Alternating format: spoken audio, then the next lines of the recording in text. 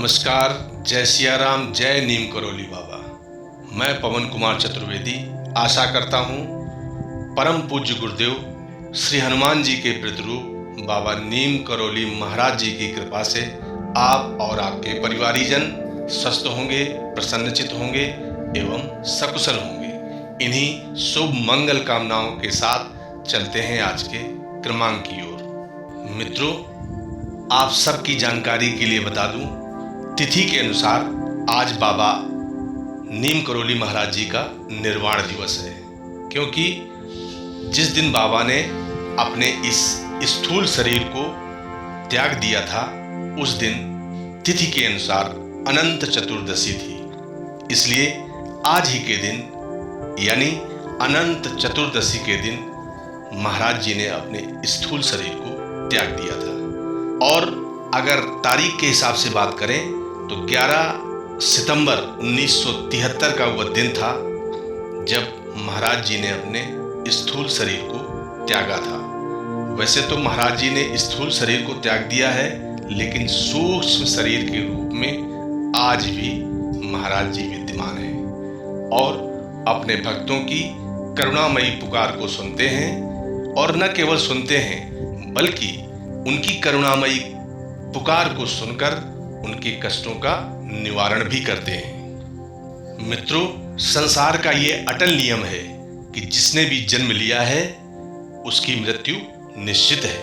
अर्थात जिस भी व्यक्ति ने इस संसार में शरीर धारण किया है उसे एक न एक दिन इस शरीर को अवश्य ही त्यागना पड़ेगा। लेकिन जो सिद्ध संत होते हैं, जो महापुरुष होते हैं, उन पर भगवान की विशेष कृपा होती है। उन पर भगवान की ऐसी कृपा होती है कि वो भगवान के इतने निकट हो जाते हैं कि वो और उनके आराध्य में अर्थात भगवान में कोई अंतर नहीं रहता है। और ऐसे ही हैं हमारे पूज्य गुरुदेव बाबा नीम करोली जी। बाबा नीम करोली जी वैसे तो उन्हें श्री हनुमान जी का अवतार ही माना जाता है, लेकिन अगर बात करें तो बाबा जी ने अपने जीवन काल में अनेकों हनुमान मंदिर बनवाए हैं और बाबा जी आडंबरों से दूर रहते थे। अगर कोई भी व्यक्ति आता था और महाराज जी के पैर छूने की कोशिश करता था तो महाराज जी उसे मना कर देते थे और अपने पैर छूने से मना करने के बाद ये कहते थे, अगर आपको पैर छूने ही हैं तो श्री हनुमान जी के पैर छुओ जाकर। अर्थात महाराज जी सभी भक्तों को एक समान भाव से देखते थे।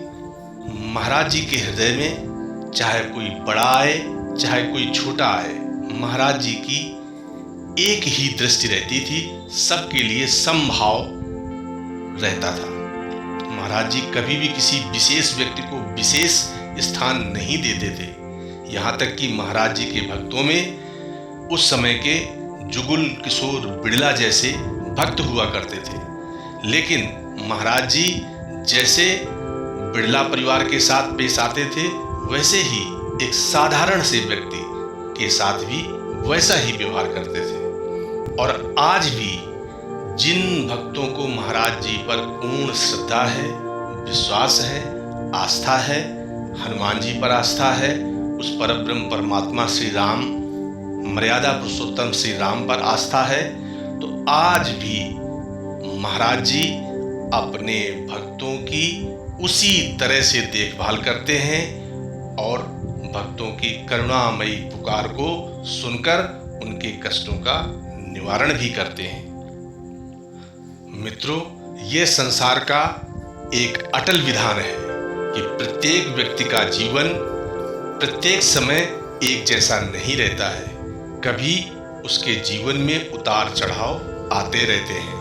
कभी वह सुख का अनुभव करता है तो कभी दुख का अनुभव करता है, लेकिन प्रत्येक दशा में सुख के समय भी और दुख के समय भी जो भी व्यक्ति एक समभाव रखता है और उस परब्रह्म परमात्मा परमेश्वर का स्मरण करता है, उनका नाम जप करता है, तो उसके जीवन में आए हुए सारे कष्ट समाप्त हो जाते हैं। और इसीलिए कहा गया है कि दुख में सुमिरन सब करें, सुख में करे न कोई।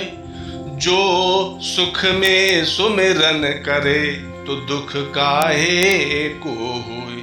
अर्थात चाहे सुख की अवस्था हो या दुख की अवस्था हो, ये आवश्यक नहीं है कि केवल दुख के समय ही उस परमात्मा का ध्यान किया जाए, उस परमात्मा का जप किया जाए। यदि सुख की अवस्था है तब भी हमें उसी समभाव से उस परब्रह्म परमात्मा परमेश्वर का ध्यान करना चाहिए, जिससे हमें जीवन में कभी दुख की घड़ी आए ही नहीं।